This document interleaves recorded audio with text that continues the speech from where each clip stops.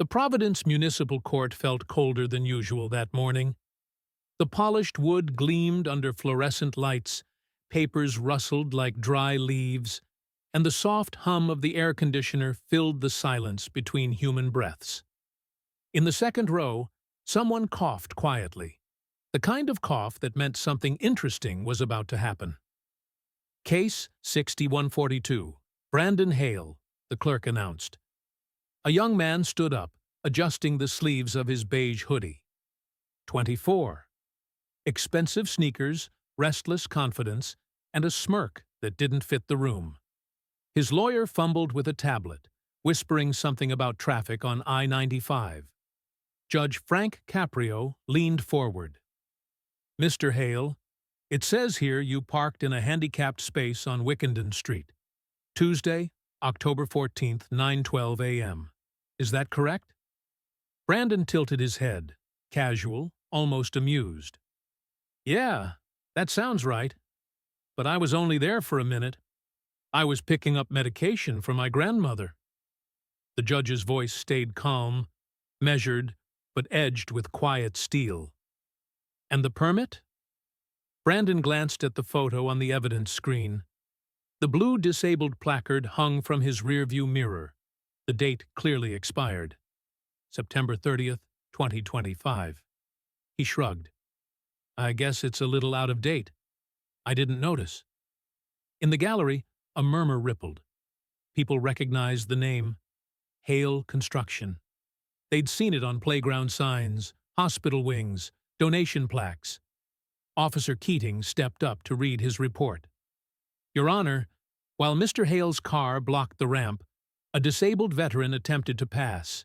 He had to step off the curb, slipped, fell, but refused medical assistance, said he didn't want trouble. The courtroom went still. Caprio's eyes stayed on Brandon. So your minute stopped someone else's day. Do you understand that? Brandon gave a soft laugh, the kind used to end conversations. Come on, Judge. It's not like anyone got hurt. The judge's pause lasted long enough to pull every breath out of the room. Do you think the law applies only when someone bleeds? Brandon's smirk faltered. His lawyer jumped in. Your Honor, my client is a public figure. Perhaps we can expedite this. Caprio raised a hand. Public figure? He turned back to Brandon. You mean your father's company built half this city, so you think you get to skip the line? The young man's jaw tensed. He tapped at his phone under the table, eyes darting toward the door. Look, I didn't mean any disrespect. I'll pay whatever the fine is. Let's not make this dramatic. Caprio's tone softened, but the softness was the kind that warned of a storm. You think this is about money. He leaned back slightly. You see, most people who come in here want to be heard. You just want to leave. Brandon crossed his arms. Because it's parking, not a crime. The judge's gaze held him. Maybe not in the law books, but there's another kind of violation, one that doesn't print on tickets. He let the silence stretch again. Somewhere in the back, an old man whispered, About time someone said it. Caprio closed the file gently, as though it might cut if handled too fast. Mr. Hale, when someone treats privilege like a shield, I don't reach for a hammer. I reach for questions. He folded his hands. So tell me, not your lawyer, not the city, me. Who are you when no one's watching? Brandon blinked, unprepared.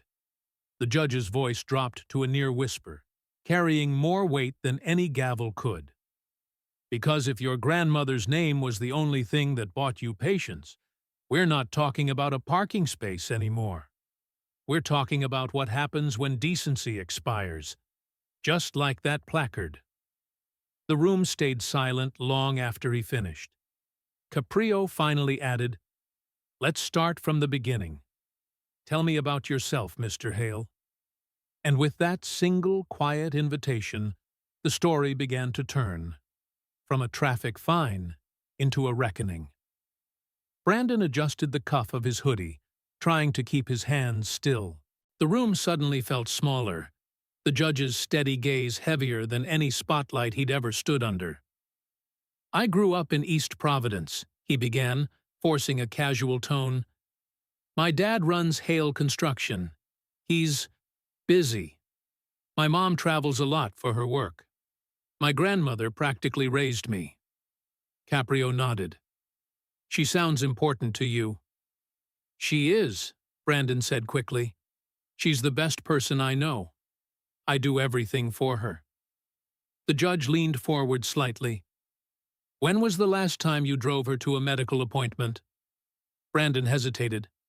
"Recently. I pick up her prescriptions, sometimes." "Sometimes," Caprio repeated, softly, as if tasting the word. The lawyer tried to cut in. "Your Honor, this is not—" Caprio raised a hand.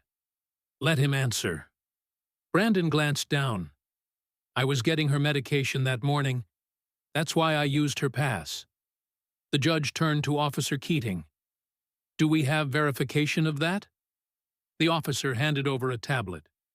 "Your Honor, the receipt from that time shows a purchase from Mode, a luxury streetwear store. Timestamp 9:16 a.m. The whisper that ran through the courtroom was sharp and collective. Caprio looked back at him. "So, not a pharmacy." Brandon's jaw flexed. "I stopped there afterward. You don't know the whole morning." The judge's tone didn't rise. It just cooled. "Do you?" At that moment, the clerk approached with a file. Caprio flipped it open. "We also have a voicemail from your grandmother, left at 8:40 that morning." He pressed play. "Brandon, honey, I called an Uber. Don't come. Don't argue. Love you." The voice was thin, tired, kind. The courtroom was utterly still. Caprio folded his hands. "She said not to come. Yet you parked anyway, using her name, her placard, her trust." Brandon swallowed hard. "You're twisting this. I wasn't trying to—" "To what?" The judge's voice was quiet, but relentless. "To help her? Or to help yourself look like you were helping her?" He didn't answer. The judge's gaze shifted to the file again. "Your grandmother's pass expired 2 weeks earlier. The renewal form was sent to your father's office, marked undelivered." Brandon's defense cracked for a second. "I told his assistant to handle it. It's just paperwork." Caprio's response came like a scalpel. "Paperwork becomes character when no one's watching, Mr. Hale. You've delegated responsibility for so long, you've mistaken it for virtue." The lawyer whispered, "He didn't mean harm." The judge didn't look away from Brandon. Neglect isn't harmless. It's just quieter than cruelty. For the first time, Brandon's confidence faltered. He rubbed his palms together, the sound faint but raw in the silent room. Caprio softened his tone, almost paternal. "You know, my father worked 2 jobs so we could pay rent. He didn't have assistants. When something mattered, he carried it himself." Brandon's voice came out small. "I didn't mean to disrespect anyone.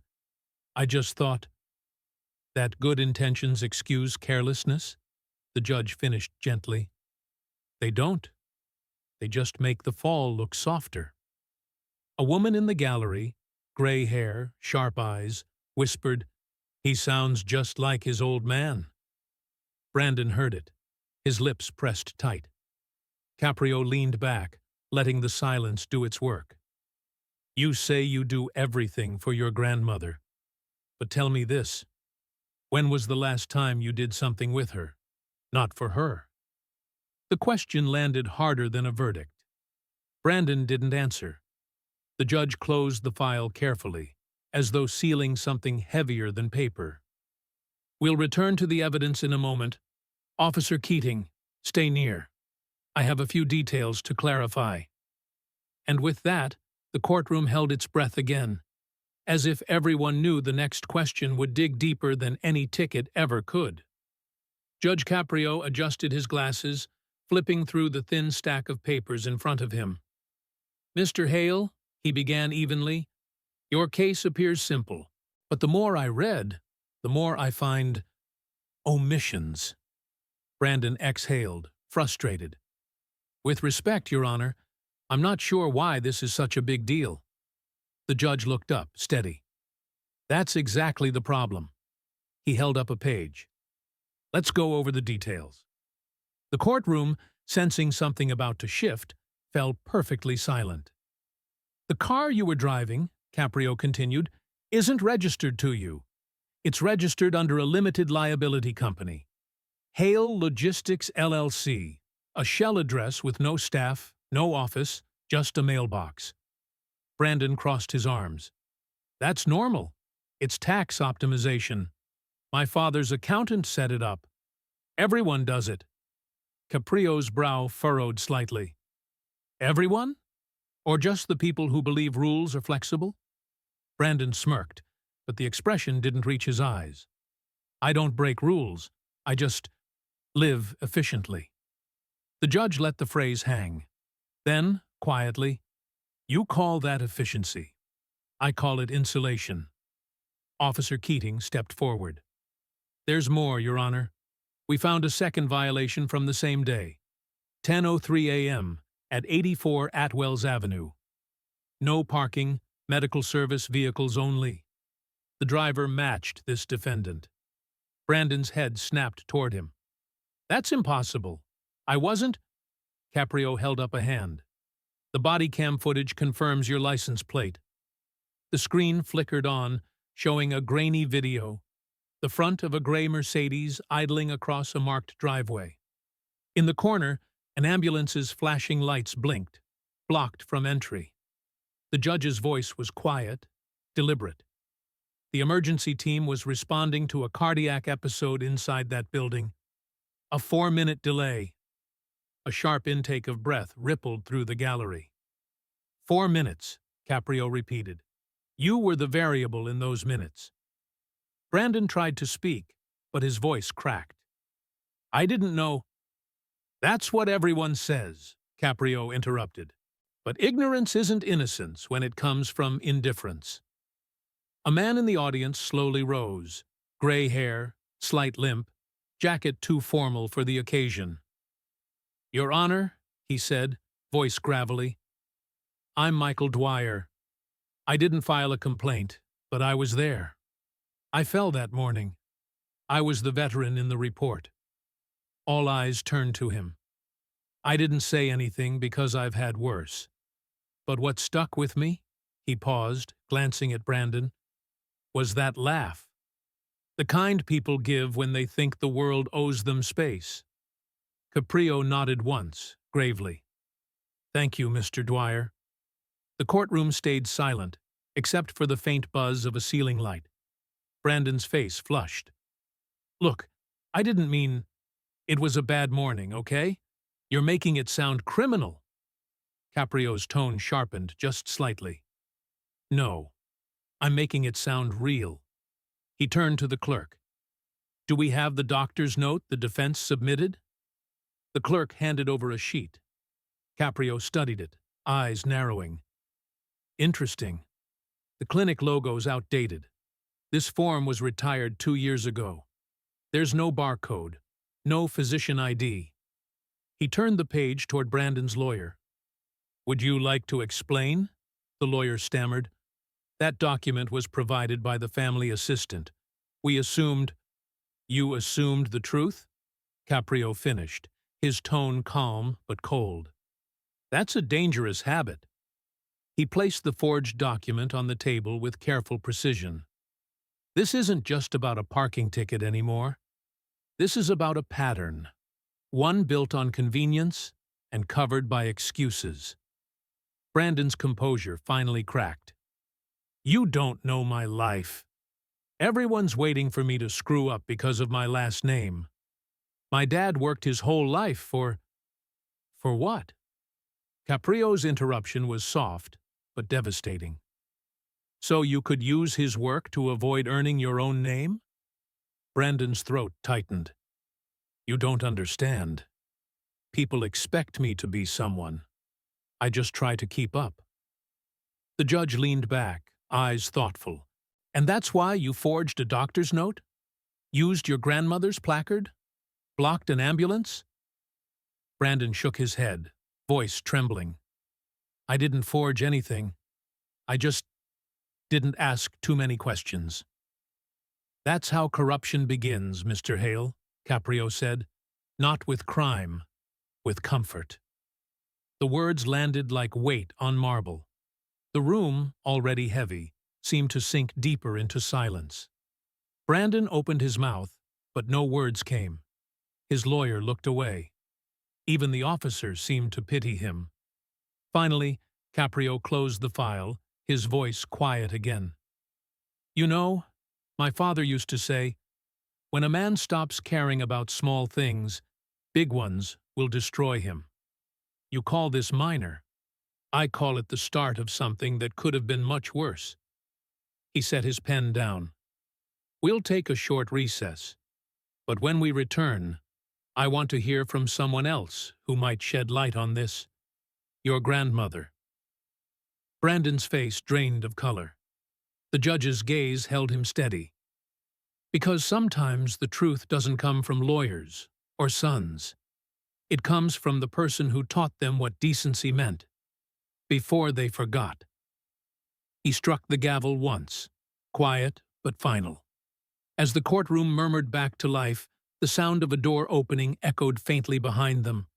Slow, deliberate steps, a cane tapping against tile. The courtroom door creaked open, and every whisper died.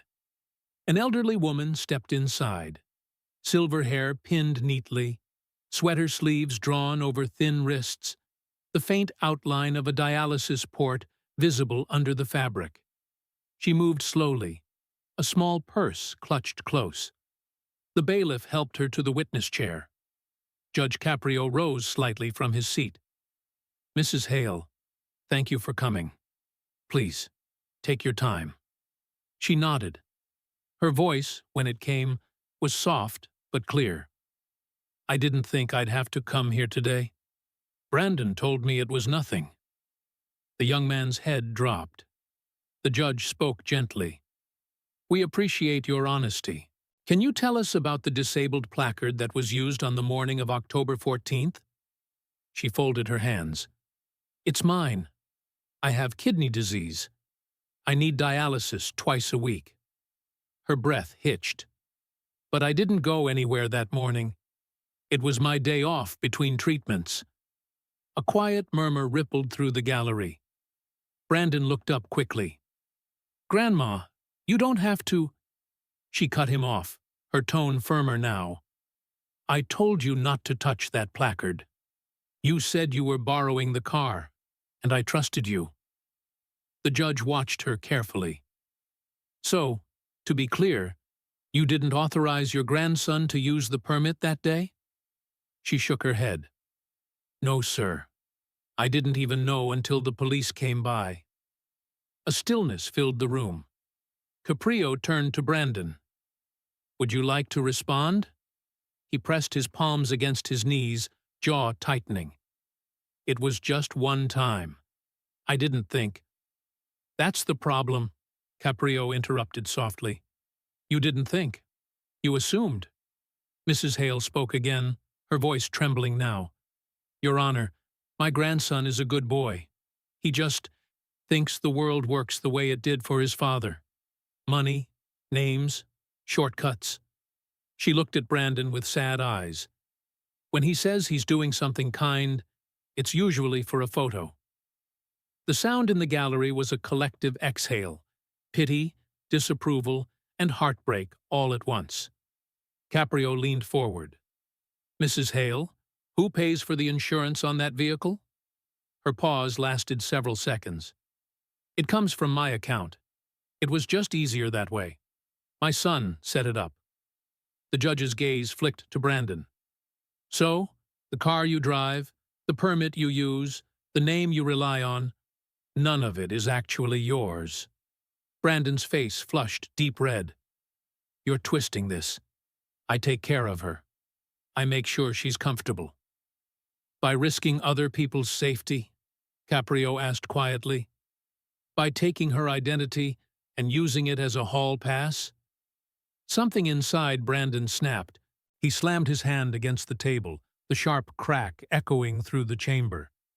Enough! I said I'm sorry. I didn't hurt anyone. The bailiff stepped forward, instinctively protective, but the judge lifted a calming hand. Sit down, Mr. Hale. His tone was calm, unshaken. Anger doesn't make you innocent. It just proves you're used to getting your way. The young man sank back into his chair, shoulders rigid. Caprio turned to the grandmother again, his voice gentle.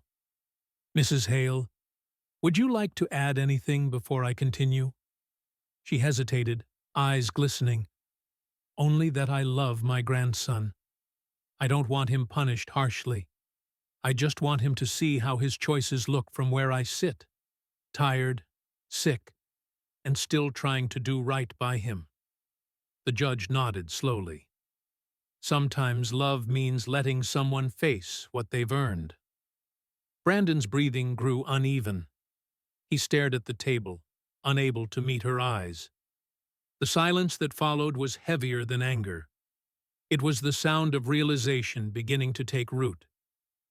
Caprio closed the folder in front of him with deliberate care. Mrs. Hale, thank you. You've done more today for this court than most people do in a lifetime. Please, rest. We'll have an officer escort you home shortly. As she rose, she reached for her grandson's hand. Brandon, she whispered, your name means something, because people before you made it mean something. Don't make me watch you throw that away. He nodded stiffly, tears forming but refusing to fall. When the door closed behind her, the judge exhaled, the sound barely audible. Then he turned to the clerk. We'll take a short recess. During that time, verify the emergency call records from Atwell's Avenue and the billing information for the vehicle's insurance. I want everything on record. The clerk nodded and hurried out. Caprio looked back at Brandon, not with anger, but with something colder. You said earlier this was nothing. Well, Mr. Hale, nothing has a way of growing into everything when pride keeps watering it. He tapped the gavel once, softly. We'll resume in 10 minutes. After that, there won't be room left for excuses. Only truth. The sound of the gavel echoed like a heartbeat through the wooden chamber, and when it faded, no one moved. Even Brandon didn't reach for his phone. For the first time that day, he sat still, small, quiet, and unsure of who he'd just become. When the courtroom reconvened, the air felt heavier, as if truth itself had weight. Judge Caprio sat motionless for a moment before speaking. We've verified the records, he said quietly, and it seems the facts have no sympathy left to offer. The clerk handed him a folder.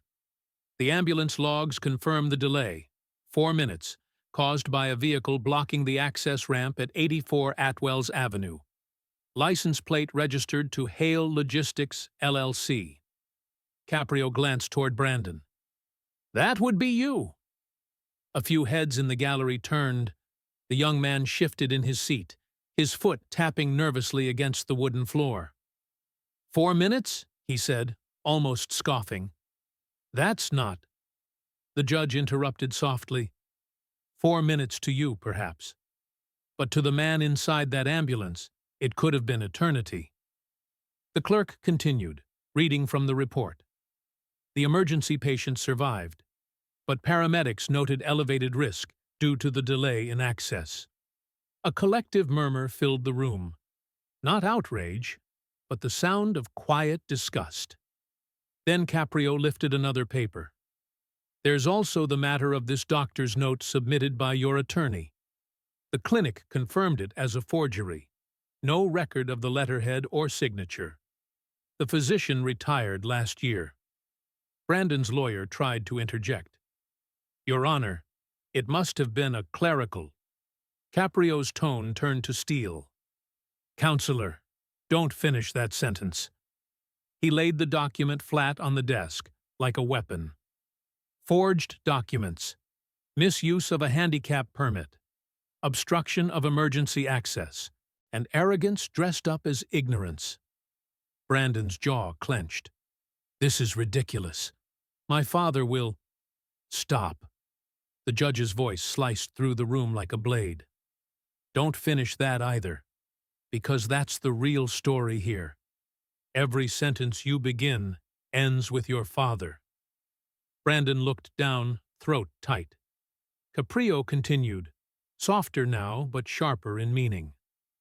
I met men like your father all my life. Men who believed that money made them untouchable. But it doesn't. It only builds a taller pedestal from which to fall. The silence that followed was long enough for everyone to hear the faint hum of the lights overhead. Then the bailiff pressed play on an audio file, a voicemail recording retrieved from Brandon's phone. Laughter filled the room. Brandon's own voice, unmistakable, rang out. I'm parked on the blue line again. Old folks can wait. I'll be 5 minutes. The laughter faded, replaced by a gasp that swept through the gallery like wind. Mrs. Hale's name was mentioned next in the file's metadata. The judge's expression didn't change. She was right, you know, he said quietly, when she told me you mistake posing for helping. Brandon's eyes glistened, the reality cutting through his defenses. I didn't know they'd record that. That's the point, said Caprio. Character is what you sound like when you think no one's listening. The lawyer whispered something under his breath, but even he knew the case was collapsing. Then, from the back of the room, a voice, steady and familiar, spoke up. Judge, I'd like to say something. It was Michael Dwyer, the veteran. He stood slowly, leaning on his cane. I wasn't going to push this, but I want this young man to hear it from me. The judge nodded. Go ahead, Mr. Dwyer. The veteran turned to Brandon. You know what hurt the most that morning? Not the fall, not the knee I've busted more times than you've had birthdays. It was that laugh, that 5 minutes smirk. You didn't see me, kid. You saw someone in your way. Brandon's voice trembled. I didn't mean… I know, Dwyer said. That's the problem. You didn't mean anything. You just existed in a world where meaning costs effort. The words hit like a verdict before the verdict. Caprio waited, letting silence breathe. Then he spoke again.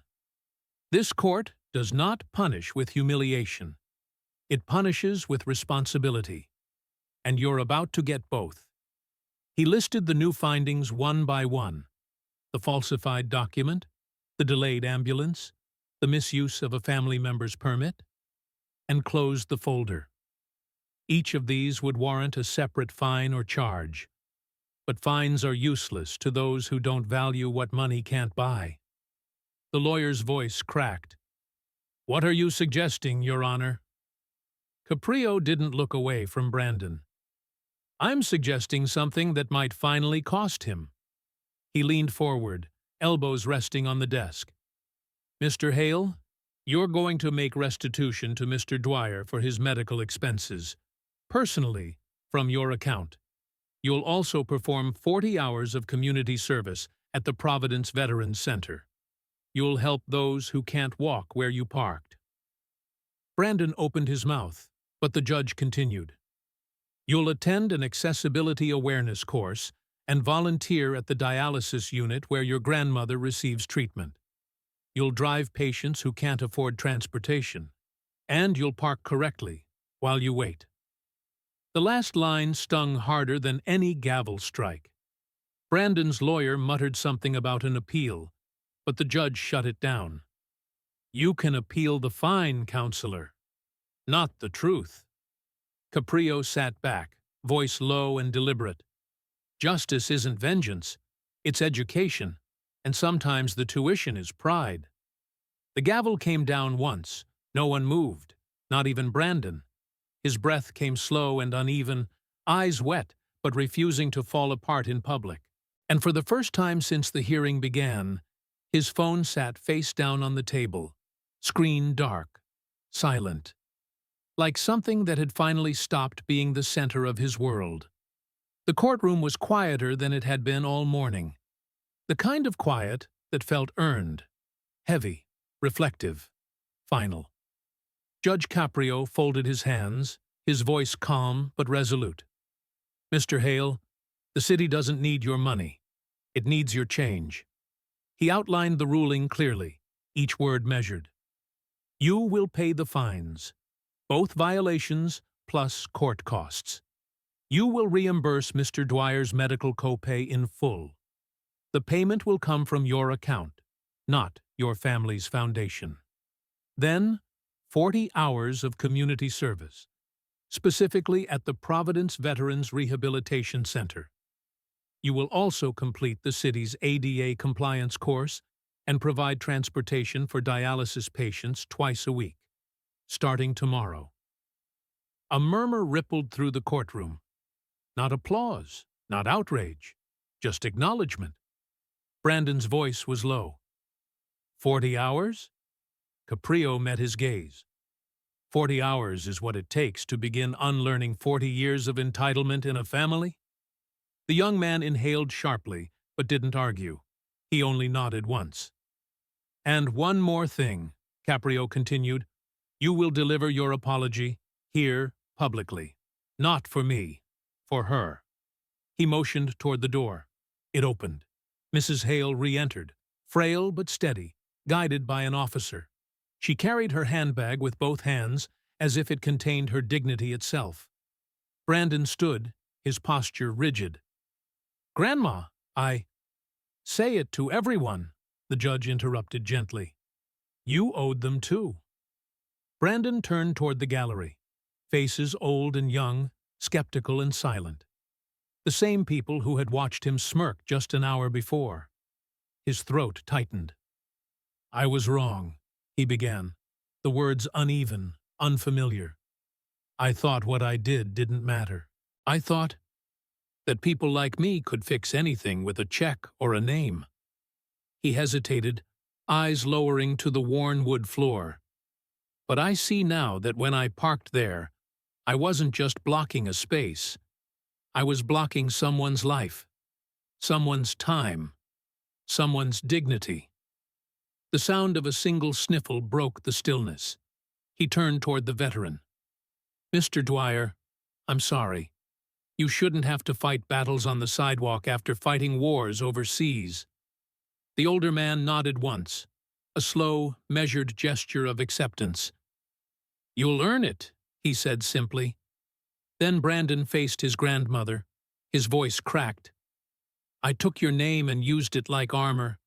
I thought it protected me, but it just showed how empty I'd become." Mrs. Hale's eyes filled. She lifted her hand slightly, trembling but strong. "Then start filling it, sweetheart. But not with words."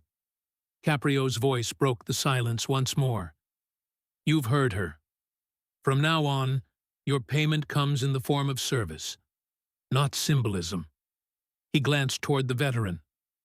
"Mr. Dwyer, would you be willing to oversee Mr. Hale's service hours?" The veteran smiled faintly. "Gladly. But I'll make him earn every handshake."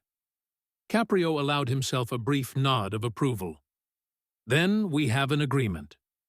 The judge stood, his final words not loud but clear enough for every corner of the room. This case was never about parking. It was about perspective.